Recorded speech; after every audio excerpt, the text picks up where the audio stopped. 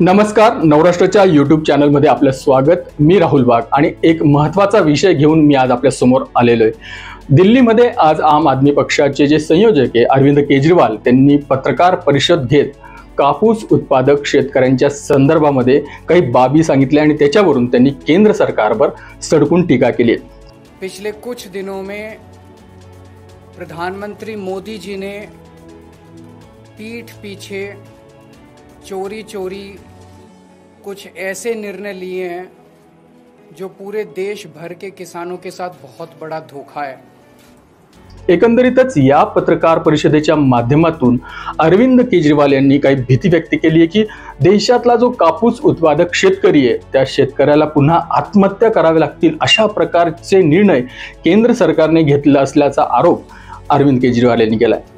अभी 90% 95% किसानों को पता ही नहीं कि क्या हो गया है, और जब ये निर्णय सामने आएंगे तो ढेरों किसान आत्महत्या करने के सिवा उनके पास कोई चारा नहीं बचेगा। महाराष्ट्राच्या दृष्टीने जर विचार केला तर महाराष्ट्रामध्ये कापूस बेल्ट आपण जर म्हटलं तर विदर्भ आहे, मराठवाडा आहे, खानदेशातही मोठ्या प्रमाणात कापूस उत्पादक शेतकरी आहेत। त्याच्यामुळे हा जो निर्णय आहे तो या कापूस उत्पादक शेतकऱ्यांवर थेट परिणाम करणारा असणार आहे। तर अरविंद केजरीवाल यांनी जे दिल्लीमध्ये जी प्रेस कॉन्फरन्स घेतली आणि कापूस उत्पादनाच्या संदर्भामध्ये जी काही माहिती दिली आहे ती जर बघितली तर खरोखरच कापूस उत्पादक शेतकऱ्यांसमोर नवीन संकट उभं राहणार की काय अशा प्रकारची परिस्थिती दिसून येते।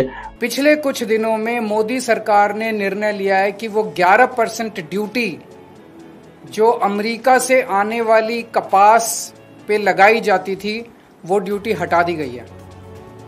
अब अमेरिका से आने वाली कपास के ऊपर कोई ड्यूटी नहीं लगाई जाएगी। 19 अगस्त से 30 सितंबर तक 40 दिनों के लिए, केवल 40 दिनों के लिए ये ड्यूटी हटाई गई है। 40 दिनों के लिए क्यों हटाई गई है? ये देश के किसानों के साथ कैसे बहुत बड़ा धोखा है।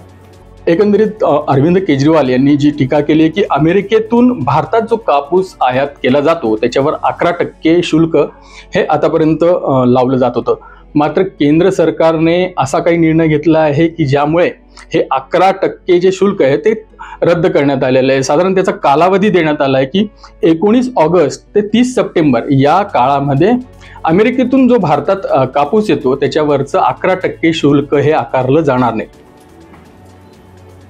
अब जो अमेरिका से कपास आएगी या आनी चालू हो गई है वो कपास भारत के किसानों की कपास से मोटे मोटे तौर पे एवरेज 15 से 20 रुपए प्रति किलो अमेरिका की कपास सस्ती पड़ रही है। इंडिया में 15 से 20 रुपए प्रति किलो सस्ती पड़ रही है, तो भारत के किसान कहां जाएंगे?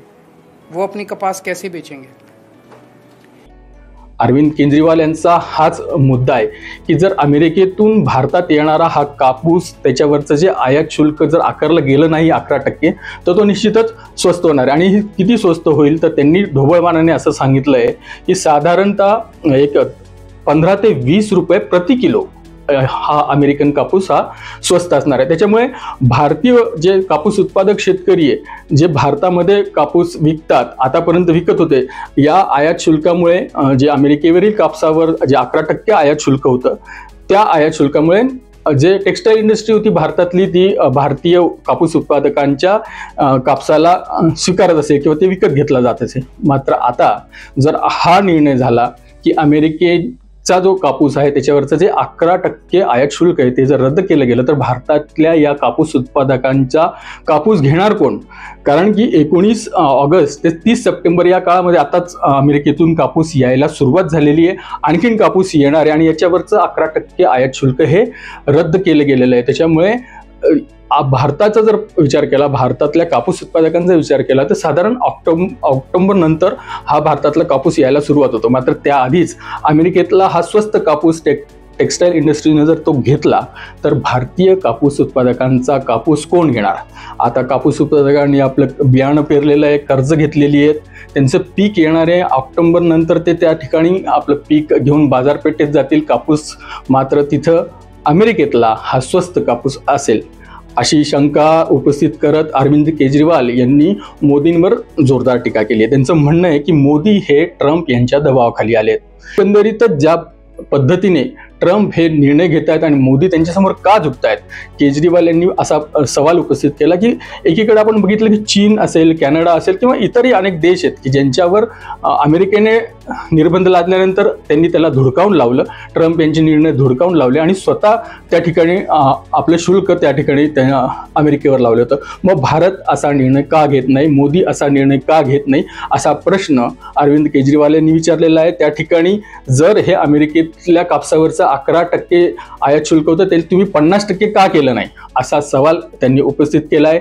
आणि एकंदरीतच ही जी भीती व्यक्त केलेली आहे की जर कापूस उत्पादकांच्या समोर अडचणी निर्माण झाल्या, त्यांच्यापेक्षा स्वस्त दरातला अमेरिकेतला कापूस जर बाजारपेठेत असल्यावर यांच्या कापसाला घेणार कोण, आणि मग अशा वेळेस आत्महत्या, शेतकरी पुन्हा आत्महत्येकडे वळतील अशी भीती सुद्धा त्यांनी व्यक्त केली. त्यांनी जो मुद्दा मांडलाय की तेलंगणा असेल, पंजाब असेल, महाराष्ट्र असेल, या भागामध्ये मोठ्या प्रमाणात कापूस उत्पादक शेतकरी ते पहिलेच अडचणीत आहे आणि या आधीच अडचणीत असलेल्या कापूस उत्पादक शेतकऱ्यांच्या पाठीमध्ये मोदी सरकारने खंजीर खुपसलाय, अशी टीका अरविंद केजरीवाल यांनी केली आहे. एकंदरीतच हे सगळे मुद्दे बघितल्यानंतर निश्चितच कापूस उत्पादकांसमोर ऑक्टोबर नंतर काय वाढून ठेवलंय ते बघावं लागणार आहे. मात्र दरम्यान अरविंद केजरीवाल यांनी अशी मागणी केली आहे की हा जो निर्णय 11% आयात शुल्क रद्द करण्याचा तो मागे घ्यावा आणि शेतकऱ्यांना पाठबळ देण्यात यावं, असं ते म्हटले.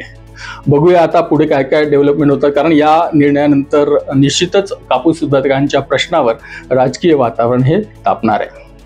धन्यवाद.